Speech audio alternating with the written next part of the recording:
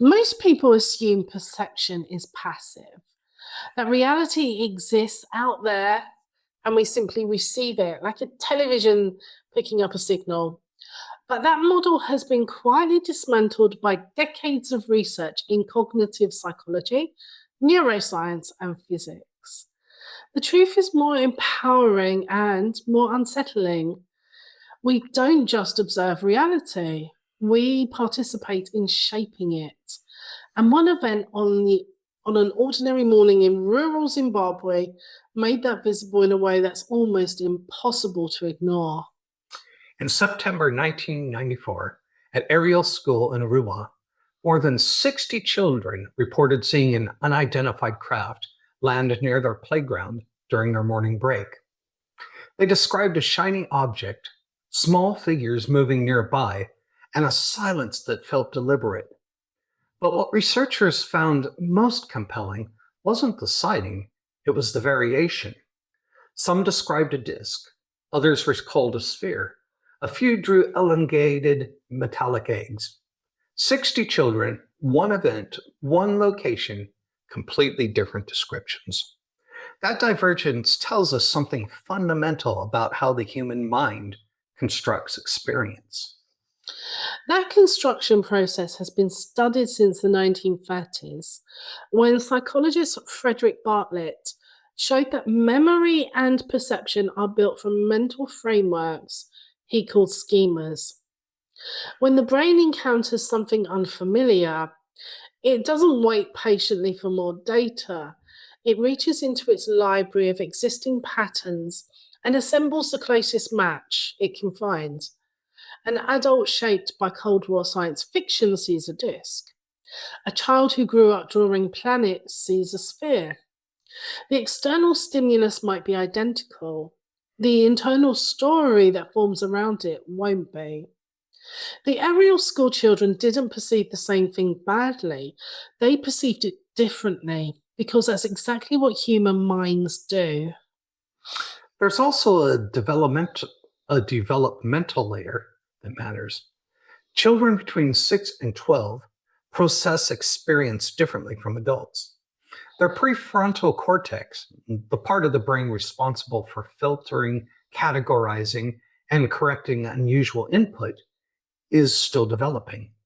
That means their experiences haven't yet been pruned by the cultural editing that adults apply automatically. What adults dismiss or reinterpret in a split second, children often simply receive. At Ariel School, the teachers were indoors that morning. Without adult authority redirecting interpretations in real time, the children's perceptions emerged raw and unmediated, a natural experiment in unfiltered group perception that researchers rarely get to observe in the wild.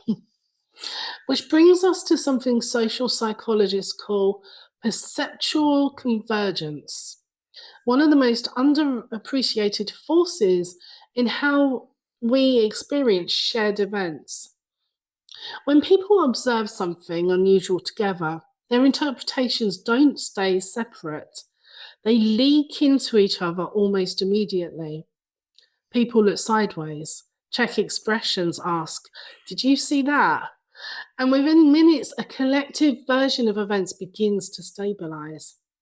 At Ariel School, once one child mentioned seeing a figure beside the craft, others began registering similar shapes.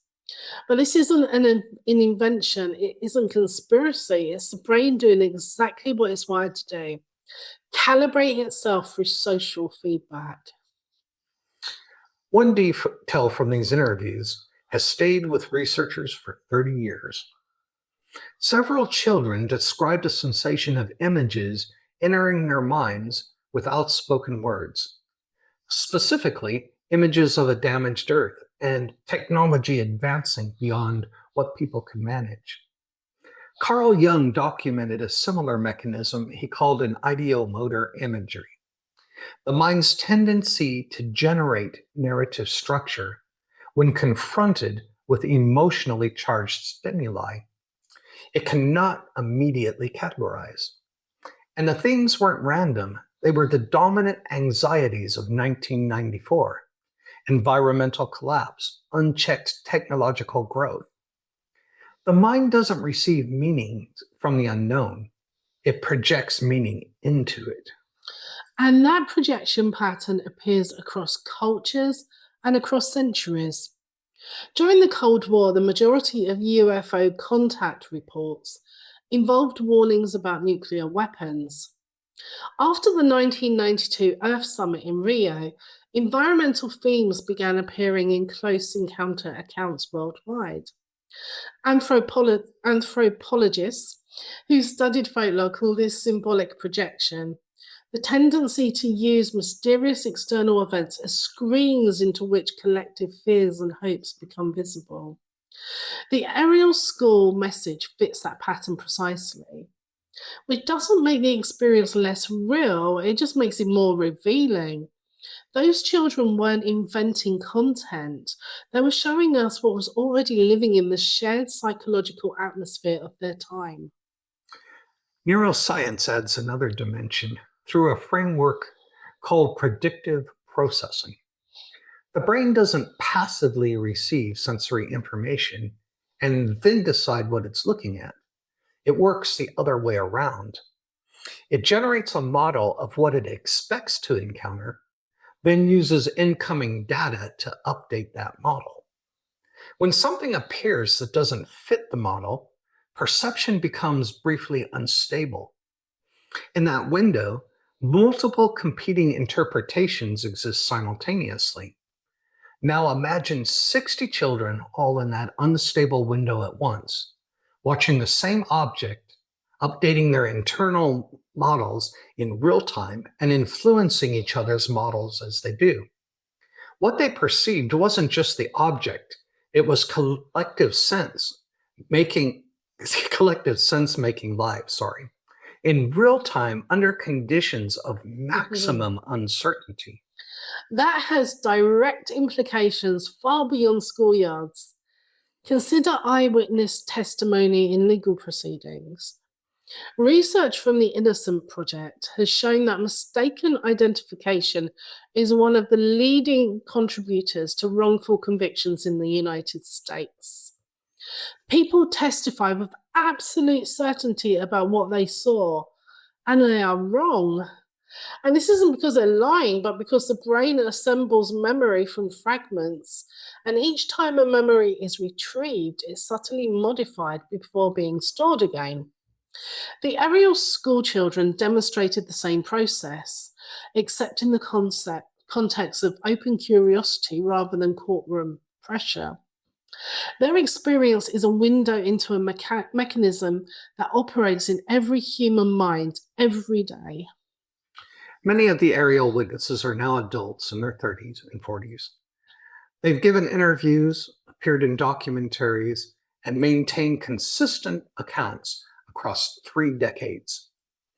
Memories reinforced through retelling become increasingly stable and vivid over time.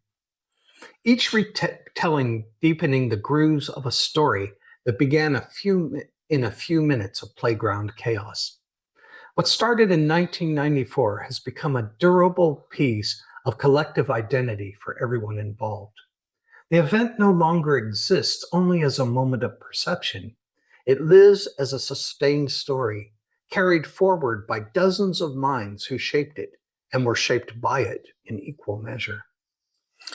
That's the deeper takeaway from Ariel School. Not the craft, not the figures, not the ongoing debate over what actually landed that morning. Reality is not handed to us fully formed. It's assembled continuously through perception, attention, memory, and the invisible influence of the minds around us. The children in Ruwa encountered something genuinely unfamiliar, and their minds immediately began the work of making it meaningful, reaching for pattern, narrative, and shared language. We do exactly the same thing every morning before we've finished our first cup of tea. We're just usually too busy to notice. The question isn't whether you're participating in shaping your experience of reality. You are. The question is whether you're doing it consciously. Mm. If this conversation opened something up for you, share it with someone who's ready to ask the same questions. These ideas grow when they're in dialogue, and so do we. Subscribe to join future conversations and hit the notification button so you're always aware of when we put new conversations out. And until next time, think differently, dream boldly, and create consciously.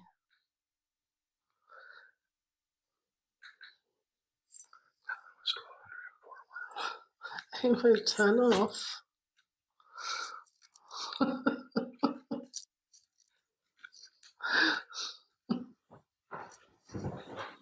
Good, I hope it recorded. I'm a quiet rebel, I don't need a shower. Changing the world from the inside out. No fists in the